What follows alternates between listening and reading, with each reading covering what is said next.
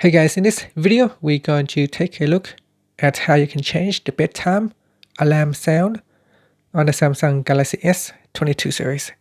First, tap on the home button to go back to the home screen. And on the home screen, you want to open up the clock application. If it's not on the home screen, you can swipe up from the home screen to go into the app screen. And in here, tap on the clock application.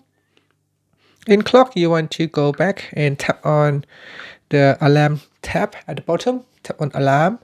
And on the top here, you should see a bedtime alarm. It shows the moon and the sun icon. That is your bedtime alarm.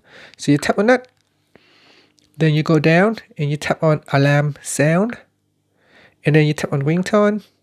In here, go down the list and select a ringtone that you would like to use. Okay, so there's a few in here that you can choose from. And then you tap on the back key to go back. Then tap on the back key again. After that, tap on the save button to save the changes. And that's it. That's how you can change the bedtime alarm sound on a Galaxy S22 series. Thank you for watching this video. Please subscribe to my channel for more videos.